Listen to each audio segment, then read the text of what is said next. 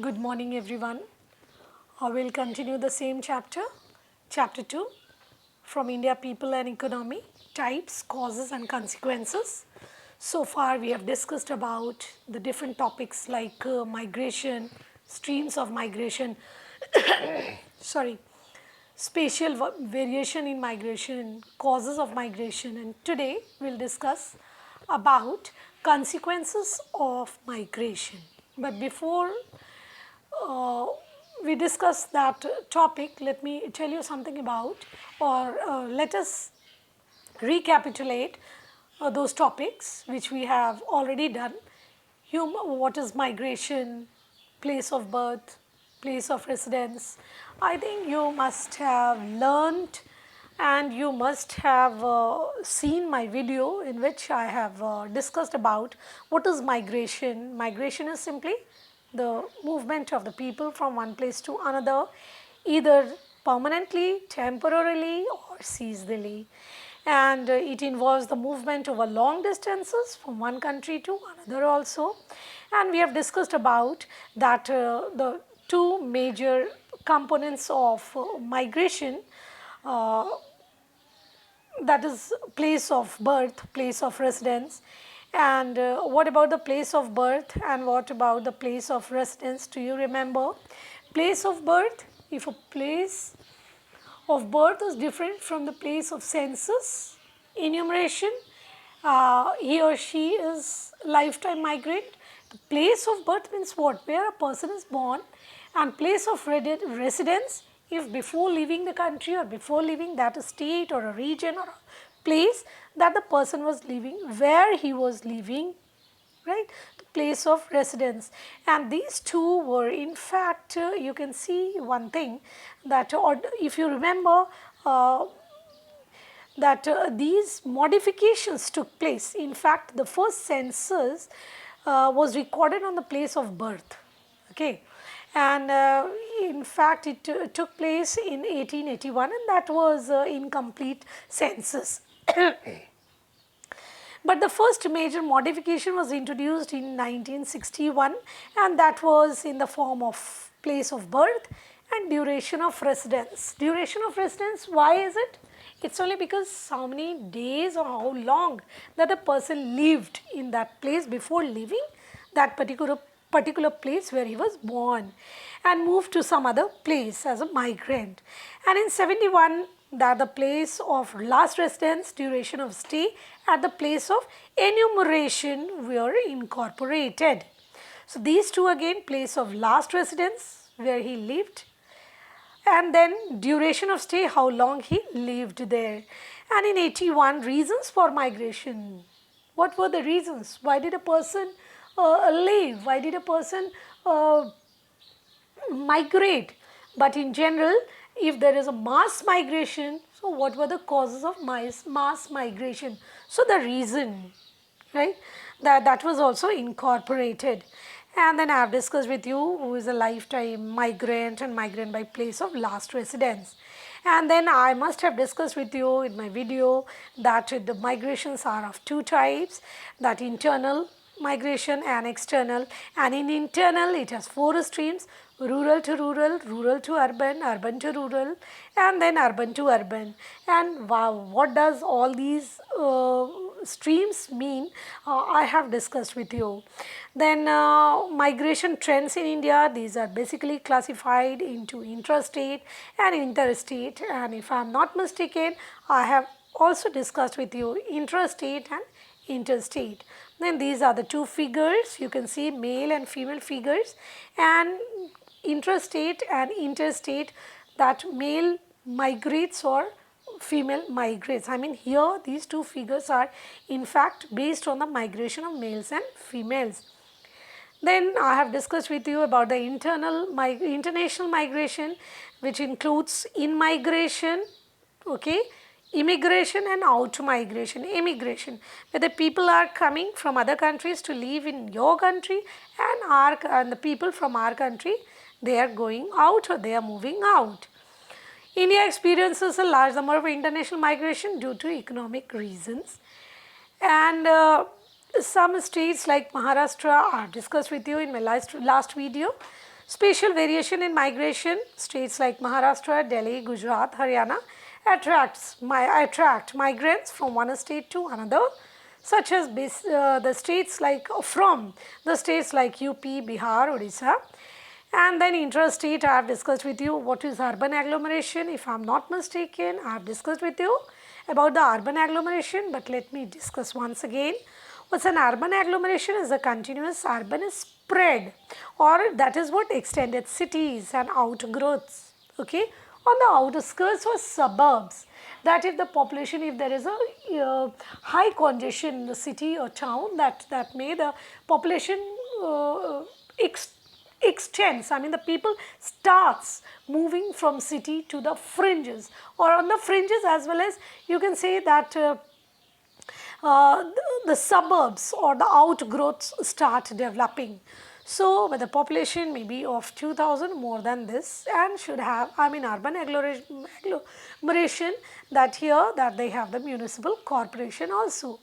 Then the causes of migration I have discussed with you in the last video, that the natural disaster push and pull factors, that the push factors which force you to leave, and political instability sorry, then poverty, lack of employment, higher population pressure, and some infrastructural facilities, I mean basic, lack of basic infrastructural facilities, healthcare, education, and all these. And then the pull factors which attract the people, so that is what from other places to the place where you are living. And then I had discussed with you the male and female migration, that the male migrations 38% is more than the female, and for the same reason, and the reason is work. And then the male migration and the women migration is about, there is a difference in it as far as the percentage is concerned. 65% of the women, they migrate because of marriage, whereas only 2% migrate for the same reason. And I had discussed with you that there is a law in Meghalaya, marriage law, which is quite different from other states or from other places, that they have, the men have the power, but though they leave the home for long period of time, so what happens, that in between, that it is power is inherited, or property is in fact inherited from mother to daughter, right? And then finally what happens, that men get power, and in Meghalaya men move into the women's house, whereas it's a very interesting thing, isn't it, that the men move to the women's home, right? Women don't have to move to the men, I mean to any man's house, right? So isn't it very interesting? I mean the women don't have to move, but the men have to move to women's house. So this is what about marriage, I mean the marriage law in Meghalaya, still existing in the tribals or in the rural areas, or this is just like that. Well, consequences, yes, I'll have to discuss with you the most important topic, that this is what for in today's video, that this is your consequences. But what is that consequences? Effect, isn't it? Consequences here means what? The effect, or what about the effect of this migration, whether is it the political, cultural, or demographic? Can you observe that in the political or social or cultural or demographic terms, can you notice some kind of changes? Yeah, of course we notice it, as you can also agree with me that there is a change in it, or there is a, that sometimes that we observe and we notice some changes, I mean the economic changes and social, cultural, political, and demographic changes that we see. Okay. Now, consequences of migration. Most migrants leave their original place of living in search of better opportunities elsewhere, and it follows from this argument that economic conditions of the migrants should improve as well as the result of these movements. I mean, as a result of this movement, economic upliftment, right? So economic condition may improve due to this movement. However, this is not the only consequence of migration, but the movement of the large number of people from one place to another, that may have not only the economic but also the demographic. Just now in the beginning I told you, demographic and social consequences, and the consequences can be favorable as well as unfavorable. So the chief consequences of migration are these, which I am going to tell you about. Economic consequences. At first, let us see the economic consequences. What about this economic consequences? It can be positive, it can be negative also. Positive in which sense? If a people have migrated from your country, from our country to another, I mean they have international migration has taken place. So quite obvious that they had gone for, or they used to go for earning, or they are appointed on high packages, and so therefore what do? That they send the money, I mean they send the money, remittances. That is in fact the best word to use it, that the remittances received from the immigrants. Remember diaspora. Do you remember the diaspora, 3 waves of diaspora? I discussed with you 3 waves of diaspora, but the categories of this diaspora were different. Still it is taking place. So the remittances received from immigrants to home countries benefit the source country, because these remittances are the major source of building foreign exchange reserves, okay, in dollar, in pound, like this. And Punjab, Kerala, Tamil Nadu received significant foreign remittances. Now the national remittances. National remittances, how is it so? Because the people have migrated from Bihar, Orissa, West Bengal, or Jharkhand and UP to Maharashtra, to Kerala, to Karnataka. Okay, so that is what your national remittances. And remittances, in fact, that though not as an important as international, this one, I mean national remittances are not as important as international, but yet national remittances sent by migrants within India, okay, within India, help the families in the source regions where they live. In many ways, these remittances from internal migrants helped poor families in education, house construction and agricultural implements, buying agricultural implements, marriage expenses, etc. Right, the Bihar, UP, Orissa, Andhra Pradesh, Himachal Pradesh benefit from this domestic remittances. Agricultural development can also be seen, agricultural development of source region on account of national migrations. I have written this as one of the point, because migrant workers from eastern UP, Bihar, MP, Orissa contribute to the agricultural productivity in Punjab, in Haryana and western UP, isn't it? Agricultural development of source region, wherever they are sending, of course where they are the people they are sending within the states, right, or within the state or from one state to another, that they earn money and so they invest these money in buying agricultural equipments or agricultural tools. And another one is your, you can say here that the negative impact, those were the positive aspects or the positive consequences, you can say, and the negative one, that development of unhygienic slums. Why? Because the people are migrating from one state to another. So the people, when they leave one state, quite obvious when they move to another state, there would be the population pressure on the density of population may change. I mean, remember the components of migration: birth rate, death rate and migration. So that you can see that these may change. And sometimes it is overcrowding due to unregulated migration. That is what the negative impact. Now you can see demographic. So demography, what you remember, demographic consequences. What happens in demography? Demography is simply what? Demography. Do you remember? Population, study of population, consequences. Here, I mean these consequences can be both positive or negative. One, positive redistribution. Do you remember, children, what is that redistribution of population within? Yeah, of course. Redistribution I didn't discuss ever. Yeah. Well, I am telling you, redistribution of population is what? That you can see change in the birth rate, I mean change in the migration, rural migration, and then you can see that the urban and rural migration or density, just now I told you that there is a change which you can see in the urban, rural, and the birth rate and death rate and density of population, the total population and the pressure. So this is what the redistribution of population that takes place.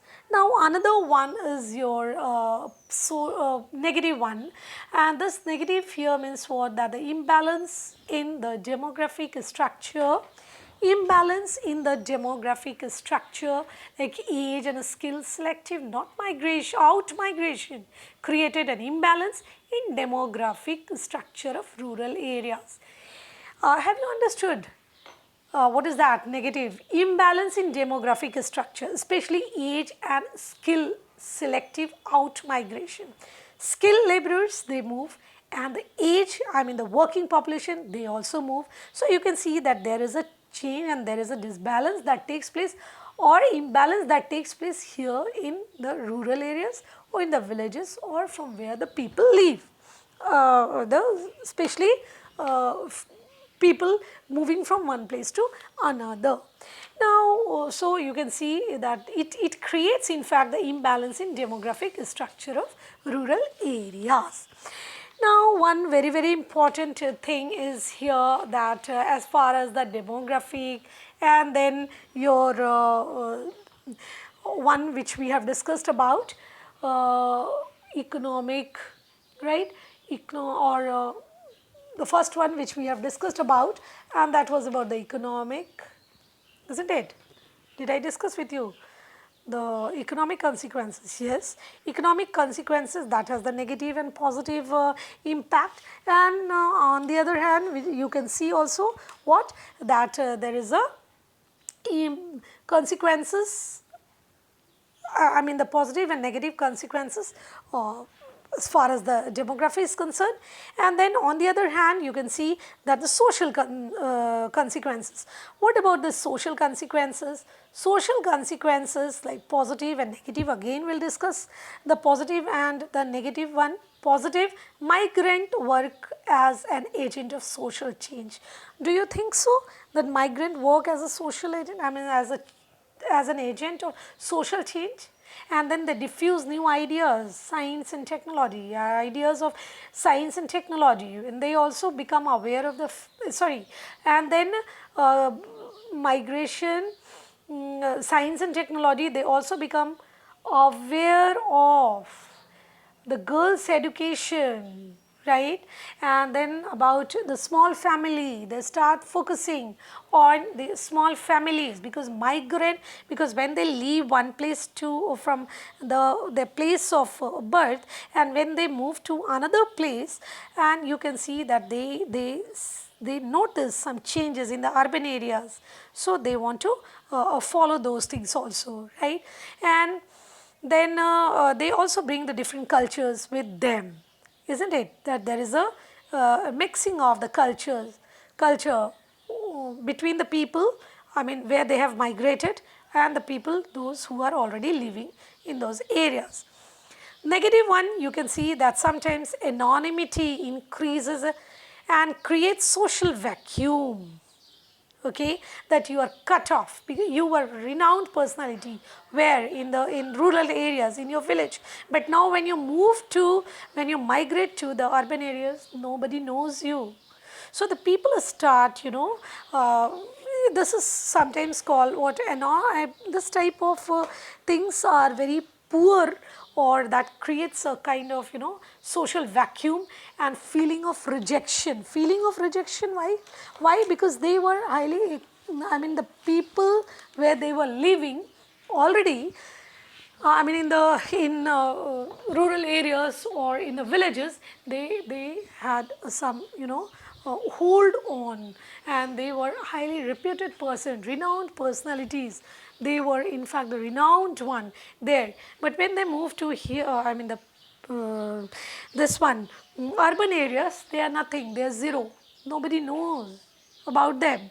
So that this feeling of rejection or this feeling ultimately results in antisocial activities. And one thing is here, antisocial activities, people think those who migrate, nobody knows us here in the city and town, so we can do anything here. And another thing is that antisocial, they get involved in some kind of antisocial activities also. So that was your social consequences. So once again telling you, what about the positive one?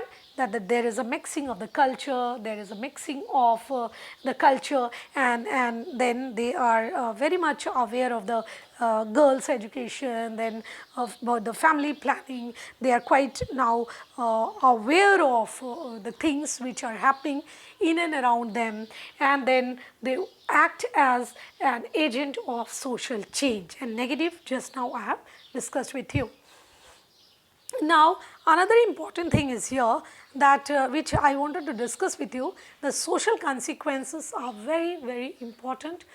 Not social only, I mean the consequences of migration, a very important one from the examination point of view. How is it so? It's only because sometimes the questions are asked like describe the economic consequences or social consequences separately. There would be the separate questions, right? That what about the social, mention any three consequences, social consequences, or negative and positive one, or economic consequences, or sometimes the question like what is a migration, 1 mark, and then describe any 4 consequences of migration. So in this way, this is a very important topic from the examination point of view. Okay, so in this video, it was my last video of this chapter, migration, types, causes and consequences. We have discussed about the types, what are the different types of migration, then we have discussed about the causes, what are the causes, and in general that these two topics are very important one. One is the sorry, one is your this one, the consequences, and another one is your the causes of migration, right? The causes of migration. So this is what the on and often the questions are asked from here, and you can see that not 1 mark, but lengthy questions or long questions like 5 marks and 3 marks questions are asked from here. Okay, so that's all for today. I'll send you assignments based on the topics which I have discussed with you, and I hope you all are doing in your notebook.